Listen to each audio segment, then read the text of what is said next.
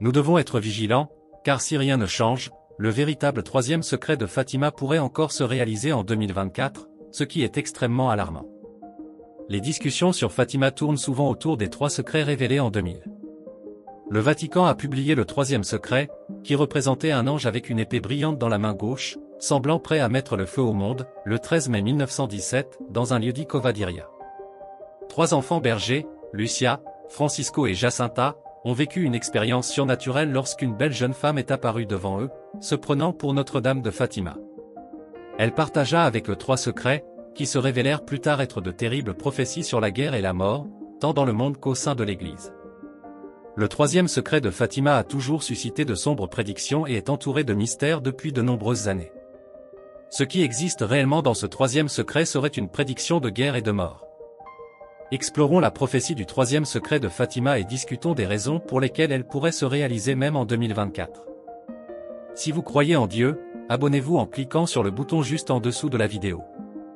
L'histoire commence à Fatima, une petite ville du Portugal, où 3 des enfants s'occupaient de leurs moutons dans un endroit appelé Covadiria, également connu sous le nom de Cobat de Paz. Il était midi et, après avoir récité le chapelet, comme d'habitude, ils ont commencé à jouer. Soudain, un éclair traversa le ciel et, pensant qu'un orage approchait, ils commencèrent à rassembler les moutons pour rentrer chez eux. C'est alors qu'ils aperçurent un deuxième éclair, encore plus impressionnant, au-dessus d'un petit chêne. Une lumière intense apparut à ce moment, et une belle dame vêtue de blanc apparut devant eux, flottant au-dessus du chêne. Elle tenait un chapelet blanc et parlait aux enfants. Cet événement a marqué le début d'un voyage mystérieux qui fascine encore aujourd'hui le monde entier. Elle a demandé aux enfants de prier le chapelet chaque jour pour apporter la paix dans le monde et mettre fin à la guerre. Ce fut la première d'une série d'apparitions surnaturelles connues sous le nom d'apparition de Notre-Dame de Fatima. Ce qu'elle leur a dit a été gardé secret, et ces secrets ont été gardés pendant de nombreuses années. Ce n'est qu'en juillet 1941 que Lucia, l'une des 3 enfants aujourd'hui religieuses, fut chargée par l'évêque de révéler les 2 premiers secrets. Avant de continuer, je voudrais vous demander à tous quelque chose de spécial. Comme c'est la tradition sur notre chaîne, dites-nous d'où vous regardez. Laissez le nom de votre ville et de votre pays dans les commentaires. C'est merveilleux de ressentir cette connexion et de savoir que nous faisons ce voyage ensemble, quelle que soit la distance. Nous avons hâte de lire vos messages et d'en apprendre un peu plus sur vous.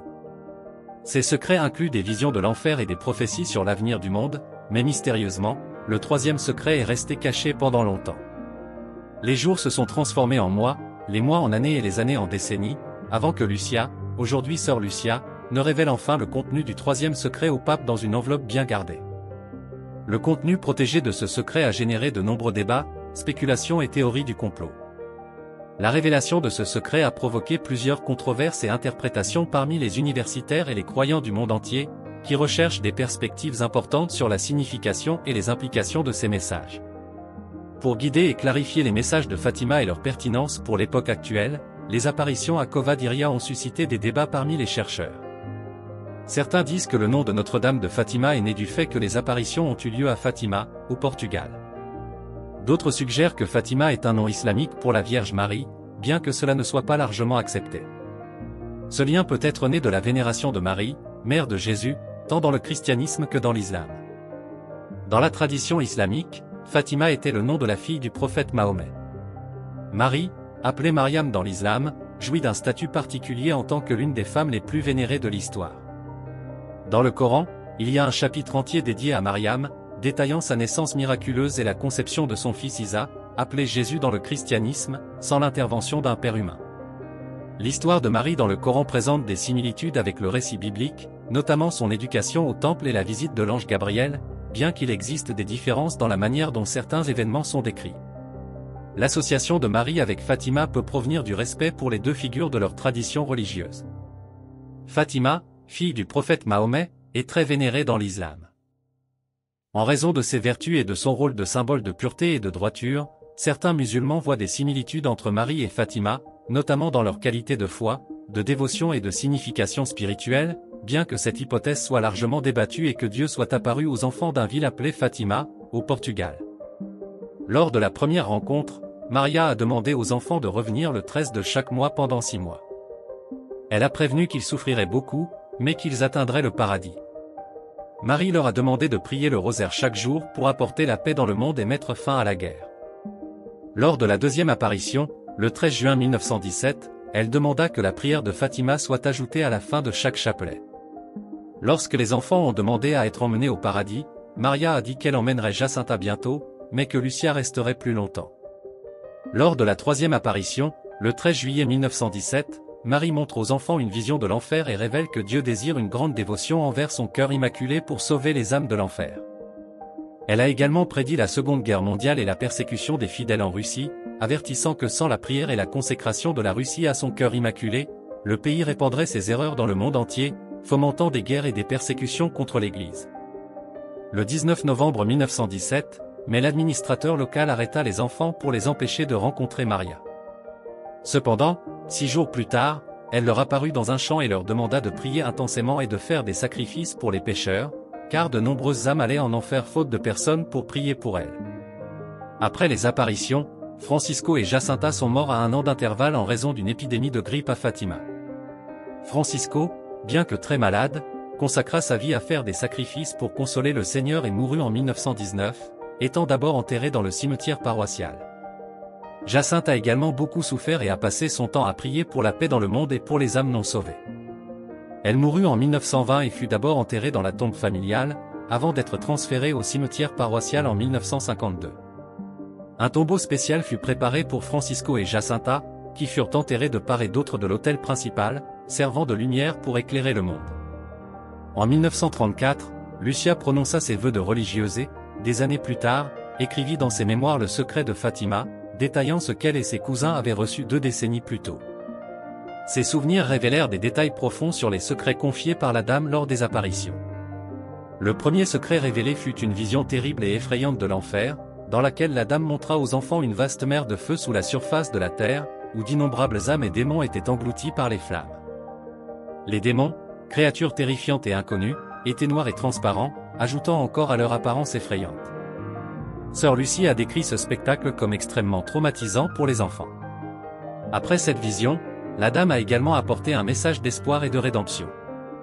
Elle a dit aux enfants qu'il existait un moyen de sauver de nombreuses âmes de ce terrible sort et d'empêcher les guerres de détruire le monde. La clé, dit-elle, était que les gens cessent d'offenser Dieu. Elle a prévenu que si les gens ne changeaient pas leur comportement, quelque chose d'encore pire se produirait. Il est intéressant de noter que le message de la dame s'est avéré important, puisque l'accomplissement de ces demandes a coïncidé avec la fin de la Première Guerre mondiale. Le deuxième secret a révélé que la Première Guerre mondiale prendrait fin, mais qu'une autre guerre, la Seconde Guerre mondiale, éclaterait au cours de cette période. Le pontificat du pape Pie XI. La dame a donné aux enfants un signe pour reconnaître quand un grand événement se produirait, une lumière inconnue illuminant le ciel nocturne. Elle a expliqué que cette lumière serait un avertissement que Dieu était sur le point de punir le monde par des guerres, des famines et des persécutions dues aux nombreux péchés de l'humanité. La seule façon d'éviter ces terribles événements, selon la dame, était de consacrer la Russie à son cœur immaculé et d'accomplir des actes de réparation le premier samedi de chaque mois. Elle a promis que si ces demandes étaient satisfaites, la paix serait rétablie et la Russie se convertirait. Cependant, si ces actions n'étaient pas mises en œuvre, le monde serait confronté à des guerres, à des persécutions contre l'Église et aux martyrs. Ces expériences et messages ont donné aux enfants un sens du but et de la joie. La dévotion au cœur immaculé est devenue pour eux une source de force et de conseils, les aidant à surmonter les défis et les sacrifices. Les promesses de la dame de sa présence constante et du triomphe ultime de son cœur immaculé offrent espoir et conseils, renforçant la foi et l'engagement envers vos messages. Maintenant que nous comprenons les 2 premiers secrets, abordons le plus troublant de tous, le 3e secret de Fatima. Lorsque sœur Lucie révéla le 3e secret qu'elle, la jeune homme qui fut témoin des apparitions de Marie à Fatima, reçut, écrivit et scella le secret dans une enveloppe. Bien que son évêque l'ait encouragée à le publier, elle sentait que le moment n'était pas venu. Lucia pensait que le secret devait être compris dans un contexte spécifique, qui ne deviendrait clair que plus tard. Après environ 19 ans, en 1960, la lettre scellée fut ouverte, mais son contenu ne fut révélé qu'en 2000. Dans la vision de Lucia, elle vit un ange avec une épée flamboyante, dont les flammes semblaient sur le point d'enflammer le monde. L'ange était à la gauche de la dame, tenant l'épée dans sa main gauche, tandis que de la main droite de la dame émanait une lumière brillante. Au cours de cette vision, l'ange criait continuellement à la pénitence avant qu'une lumière très intense n'apparaisse devant eux. Cette vision transmettait un message puissant sur la nécessité du repentir et de l'intervention divine. Les enfants ont été profondément affectés par ces visions et ces messages, qui ont apporté d'importantes implications spirituelles et morales au monde. Cette partie du troisième secret de Fatima a fait l'objet de nombreuses discussions et interprétations. La pénitence et la dévotion au cœur immaculé de Marie rappellent au monde les combats spirituels et la promesse de paix par l'obéissance aux commandements de Dieu et la dévotion à Marie. Lucia raconte avoir eu la vision d'une silhouette vêtue de blanc, entourée d'une lumière très vive, comme lorsque les gens passent devant un miroir. Les enfants croyaient que cette personne était le Saint-Père. Lucia et les autres enfants ont vu diverses personnalités religieuses, dont des évêques, des prêtres et des religieuses, escalader une montagne escarpée. Au sommet de la montagne se trouvait une grande croix faite de troncs de chêne-liège. Le Saint-Père marchait avec difficulté et tristesse à travers une grande ville à moitié détruite, priant pour les cadavres qu'il trouvait sur le chemin de la montagne. Lorsque le Saint-Père est arrivé à la croix, un groupe de soldats lui ont tiré des balles et des flèches, provoquant sa mort. De même, toutes les autres personnalités religieuses ont été tuées au pied de la croix. Des anges, sous leurs bras, tenaient des vases en verre, recueillant le sang des martyrs et aspergeant leurs âmes alors qu'ils montaient vers Dieu. Le 13 mai 1981, exactement 64 ans après la première apparition de Marie à Fatima, eut lieu une tentative d'assassinat contre le pape Jean-Paul II. 4 balles ont été tirées sur lui, le conduisant à une opération chirurgicale longue et intense pour lui sauver la vie.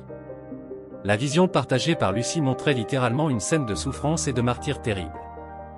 Certains érudits pensent que l'image de l'évêque en blanc, la montée raide et les morts brutales au pied de la croix symbolisaient les défis et les sacrifices auxquels l'Église était confrontée. Les anges qui recueillaient le sang des martyrs symbolisaient la sainteté et la récompense finale de leur sacrifice. L'Église et ses dirigeants, ainsi que la tentative d'assassinat du pape Jean-Paul II, sont souvent considérés comme une réalisation partielle de la vision, où la survie du pape et les événements ultérieurs sont censés représenter les batailles spirituelles en cours et le besoin de foi et de persévérance. Alors qu'il se remettait de la tentative d'assassinat, le pape a parlé depuis son lit d'hôpital, affirmant qu'il avait pardonné à l'homme qui lui avait tiré dessus. Il a fallu 2 mois au pape pour récupérer suffisamment pour rentrer chez lui. Des spéculations ont surgi quant à savoir si cet événement pourrait être l'accomplissement du troisième secret de Fatima, et le pape lui-même croyait que sa survie était due à l'intervention de la Vierge Marie. Pour montrer sa gratitude, il a visité le sanctuaire de Fatima au Portugal 1 an plus tard et, lors de la visite, il a présenté la balle qui a failli le tuer, qui était incluse dans la couronne de la statue de la reine de Fatima, s'intégrant parfaitement dans un espace. Entre les 8 branches qui composaient la couronne en 2000, le Vatican a annoncé que tout ce qui concernait le troisième secret avait été réalisé, mais ce n'était pas la fin de l'histoire. Le cardinal Joseph Ratzinger, qui deviendra le pape Benoît XVI, partage son avis, affirmant que le troisième secret serait probablement décevant ou surprenant après toutes les spéculations, et qu'il ne révélait aucun grand mystère ni avenir irrévocable. Il a expliqué que le but de la vision n'était pas de montrer un avenir prédéterminé, mais plutôt de mobiliser les forces de changement dans la bonne direction.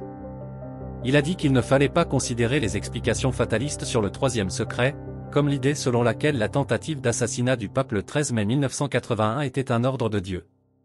Le cardinal Ratzinger a précisé que la personne qui a tenté de tuer le pape n'avait pas agi sous l'influence divine et a remis en question la croyance selon laquelle tout est prédestiné et que les gens n'ont pas le choix de leurs actes. Au lieu de cela, il a expliqué que les visions sur l'avenir étaient destinées à mettre en évidence les dangers et à montrer comment l'humanité pourrait les éviter et que les apparitions de Marie et les secrets de Fatima font partie d'un groupe d'apparitions mariales reconnu par l'Église catholique.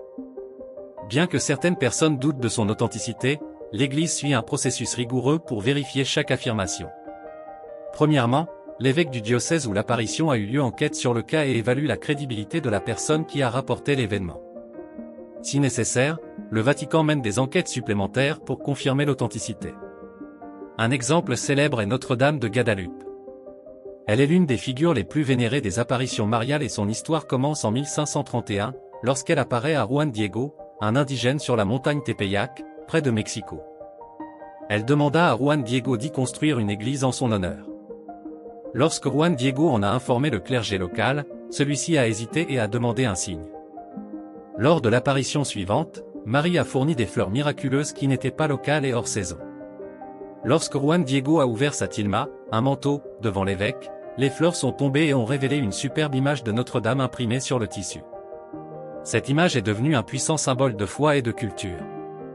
Actuellement, La basilique Notre-Dame de Guadalupe, à Mexico, abrite cette image et est l'une des destinations de pèlerinage les plus visitées au monde. La dévotion à Notre-Dame de Guadalupe a traversé les frontières, atteignant un sanctuaire qui lui est dédié dans une banlieue de Chicago, où environ 400 pèlerins des États-Unis et du Canada la vénèrent et la célèbrent chaque année. Les apparitions mariales de Lourdes, en France, sont largement connues et ont été célébrées. Une place particulière dans la foi catholique. En 1858, Bernadette, une jeune fille de 14 ans, commence à avoir des visions de Marie dans une petite grotte de la ville. Lors de 18 apparitions, Marie a demandé à Bernadette de prier et d'encourager la communauté à revenir à Dieu. Lors d'une de ces apparitions, Bernadette découvre une source d'eau indiquée par Marie, qui fut rapidement considérée comme miraculeuse, car de nombreuses personnes rapportaient des guérisons extraordinaires après avoir bu ou utilisé l'eau pour se baigner. Depuis lors, Lourdes est devenue une destination de pèlerinage importante, attirant chaque année des millions de visiteurs, en quête de guérison physique et spirituelle, croyant au pouvoir miraculeux des eaux de la source et à l'intercession de Marie. En Irlande, en 1879, une apparition s'est produite à Knock, ce qui est également très significatif. Marie est apparue avec Saint Joseph et Saint Jean l'évangéliste devant un groupe de personnes sous une pluie légère. Contrairement aux apparitions de Lourdes, où Marie apportait des messages détaillés, l'apparition de Knock était silencieuse mais était considérée comme un signe de paix et de réconfort pour la communauté locale. La présence calme et l'image sereine de Marie et des saints ont offert un profond réconfort et un encouragement aux habitants de la région, démontrant que les apparitions mariales peuvent apporter la paix et l'inspiration de plusieurs manières. Entre 1980 et 1989, le Rwanda a connu une série d'apparitions mariales à Kibo. Un événement très significatif dans le contexte des manifestations mariales. Marie est apparue à 3 enfants, leur demandant de prier le chapelet 3 fois par jour, soulignant ainsi l'urgence d'une vie de dévotion. Maria a également fait une prédiction inquiétante concernant une tragédie imminente, que beaucoup associent au génocide de 1994, lorsque des centaines de milliers de personnes ont été assassinées dans des conflits ethniques. Cette prédiction continue d'intriguer et de toucher de nombreux croyants et érudits. La récente arrestation du principal suspect du génocide a mis en lumière les questions de justice et de réconciliation au Rwanda, soulignant à quel point les événements passés influencent encore le présent. Les apparitions de Kibo sont connues non seulement pour leur message de foi, mais aussi pour leurs profondes implications sur l'histoire et la société rwandaise. En 1959, aux États-Unis, une femme nommée Adele Brise a vécu une expérience spirituelle significative, ajoutant encore une autre histoire de dévotion et de foi à la riche tradition des apparitions mariales. Lors d'une de ces apparitions, Marie a demandé de prier pour la conversion des pécheurs et d'enseigner aux enfants la foi catholique, soulignant l'importance de la prière et de l'éducation religieuse, fondamentale pour la communauté catholique. De la même manière, en 1973, au Japon, Sœur Agnès a vécu une expérience similaire. Marie lui apparaît et souligne la nécessité de se repentir et de prier le chapelet.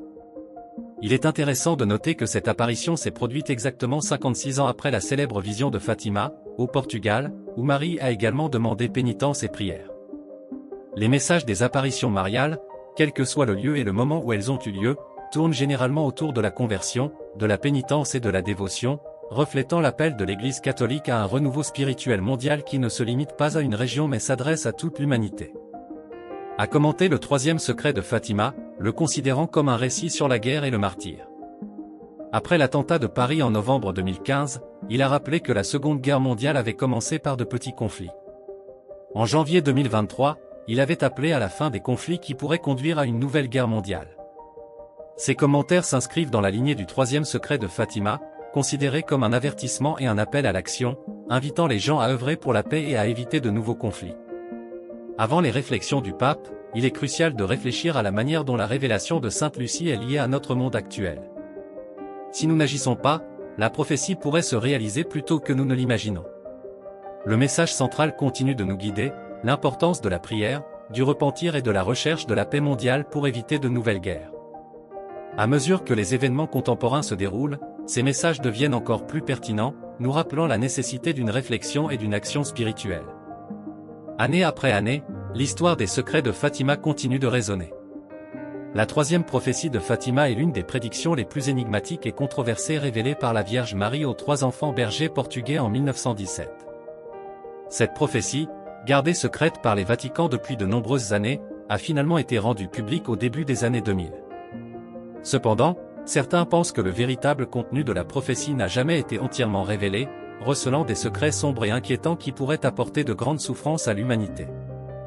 Version controversée de la troisième prophétie, elle décrit des événements catastrophiques qui affecteraient le monde entier, notamment la mort d'une personnalité puissante et influente aux États-Unis, que certains ont interprété comme étant Donald Trump. Selon cette interprétation, la prophétie suggère que la mort de ce dirigeant entraînerait une période de grande douleur et de troubles mondiaux, déclenchant des conflits et des crises sans précédent. Les détails de cette version de la prophétie parlent d'un scénario apocalyptique, où la mort de Trump aurait lieu. Le point de basculement pour une série d'événements dévastateurs. Les conflits politiques internes aux États-Unis allaient s'intensifier, conduisant le pays à une quasi-guerre civile. L'incertitude et le chaos se propageraient rapidement à travers le monde, exacerbant les tensions internationales et entraînant des conflits armés dans plusieurs régions. De plus, la prophétie mentionne des catastrophes naturelles aux proportions inimaginables, telles que des tremblements de terre, des éruptions volcaniques et des tempêtes dévastatrices, qui provoqueraient des destructions massives et des souffrances. La combinaison de ces événements créerait un environnement de peur et de désespoir, plaçant l'humanité face à une profonde crise existentielle. Bien que cette interprétation spécifique de la troisième prophétie de Fatima soit très controversée et non officiellement reconnue par l'Église catholique, elle continue d'être une préoccupation. Point de fascination et de spéculation parmi les théoriciens du complot et les spécialistes de la prophétie. Pour beaucoup, cela constitue un sombre rappel des dangers potentiels auxquels l'humanité peut être confrontée et de l'importance de rechercher la paix et l'unité en période d'incertitude. Cependant, il est essentiel d'aborder ces histoires avec scepticisme et discernement, en gardant à l'esprit que les prophéties, par exemple, sont une réalité. De par leur nature, ils sont sujets à des interprétations variées et sont souvent utilisés pour promouvoir des agendas spécifiques. La véritable signification de la troisième prophétie de Fatima, ainsi que son impact potentiel sur le monde, reste entourée de mystères et continueront d'être un sujet de débat et de curiosité pendant de nombreuses années à venir. Et d'ambiguïté, et son interprétation a généré un large éventail de spéculations. Selon la version qui mentionne la mort de Donald Trump, la prophétie suggère non seulement un événement tragique, mais aussi une série de conséquences de grande envergure qui déstabiliseraient l'ordre mondial. La prophétie parle d'une époque où l'humanité fera face à une période de grande tribulation. L'accent mis sur la mort d'une figure puissante comme Donald Trump est interprété par certains comme un symbole d'instabilité politique et sociale. Cet événement, selon la prophétie, ne serait pas un événement isolé, mais le catalyseur d'une crise mondiale. Après la mort de Trump, la prophétie décrit un scénario dans lequel le chaos se propage rapidement. Le pays, plongé dans l'incertitude et le désordre, connaîtrait une polarisation politique et sociale croissante. Ce mécontentement interne pourrait se transformer en violence et en trouble, conduisant potentiellement à un effondrement partiel des institutions démocratiques. Dans le scénario décrit par la prophétie, la crise ne se limite pas aux frontières des États-Unis. Les troubles internes pourraient se répercuter dans le monde entier, exacerbant les tensions internationales. La prophétie suggère une intensification des rivalités géopolitiques, conduisant à des conflits régionaux et éventuellement à une escalade des affrontements militaires. En plus des questions politiques, la prophétie fait allusion aux catastrophes naturelles résultant de périodes de turbulence. Des tremblements de terre dévastateurs, des éruptions volcaniques et de violentes tempêtes ne seraient que quelques-uns des événements cataclysmiques qui pourraient survenir. Ces catastrophes naturelles, combinées à la crise sociale et politique, augmenteraient la souffrance humaine et le sentiment de désespoir. La souffrance décrite dans la prophétie n'est pas seulement physique, mais aussi spirituelle. L'humanité serait obligée de faire face à ses propres défauts et divisions. La crise mondiale servirait d'appel à la réflexion et au changement. La prophétie suggère que malgré la douleur et le chaos, il existe une opportunité pour l'humanité de trouver la rédemption et le renouveau grâce à l'unité et à la recherche de solutions pacifiques. L'interprétation de la troisième prophétie de Fatima comme une prédiction impliquant Donald Trump et une période de crise mondiale est fausse. Pas largement acceptée. De nombreux érudits et représentants de l'Église catholique considèrent cette interprétation comme une distorsion des messages originaux et préfèrent se concentrer sur le message d'espérance et de foi que la prophétie transmet également. La prophétie, en substance, peut être considérée comme un avertissement sur les défis que l'humanité doit relever. Visage et la nécessité de surmonter les divisions et de rechercher la paix. Même avec les différentes interprétations, l'accent mis sur les aspects de l'unité et de la coopération résonne comme un message intemporel d'espoir et de résilience face à l'adversité. Quelle que soit l'interprétation spécifique de la troisième prophétie de Fatima, ce qui reste clair est l'impact profond de ces prédictions sur la perception du futur.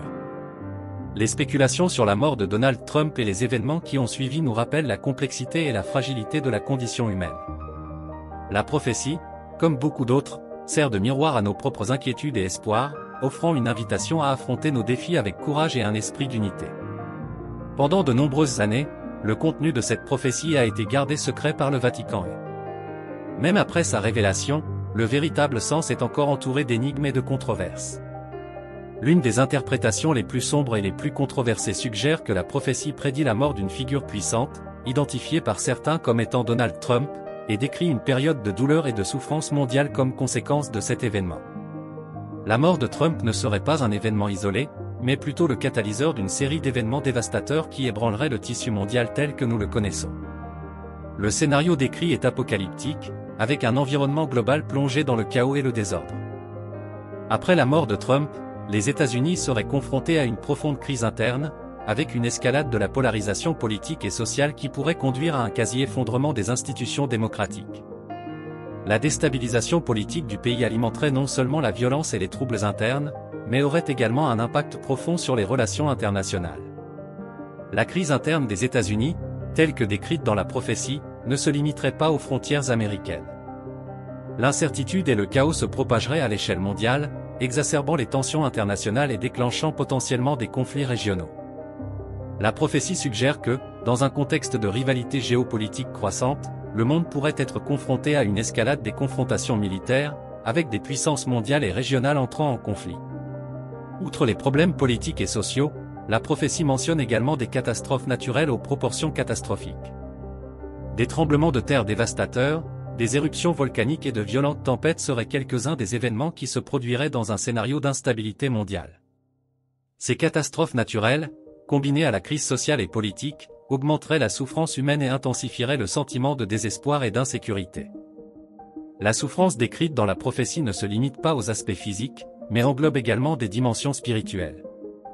L'humanité serait obligée de faire face à ses propres défauts et divisions, face à une crise existentielle qui nécessiterait réflexion et transformation. La douleur et le chaos serviraient d'appel au changement, offrant une opportunité à l'humanité de rechercher la rédemption et le renouveau par l'unité et la recherche de solutions pacifiques. Bien que cette interprétation de la prophétie soit fascinante, elle n'est pas largement acceptée et est vue par beaucoup érudits et représentants de l'Église catholique comme une distorsion des messages originaux. La prophétie est souvent considérée comme un avertissement sur les défis auxquels l'humanité est confrontée, l'accent étant mis sur la nécessité de surmonter les divisions et de rechercher la paix. Même avec des interprétations différentes, le message central d'espoir et de résilience reste d'actualité. L'impact de la troisième prophétie de Fatima sur la perception de l'avenir est profond. Les spéculations autour de la mort de Donald Trump et des événements qui ont suivi mettent en lumière la complexité et la fragilité de la condition humaine. La prophétie est le miroir des inquiétudes et des espoirs de l'humanité, offrant une invitation à relever les défis avec courage et un esprit de détermination unité. En fin de compte, le message de la prophétie peut être considéré comme un appel à l'humanité à rechercher la paix et la compréhension en temps de crise, promouvant ainsi une vision de l'avenir plus pleine d'espoir et plus cohérente.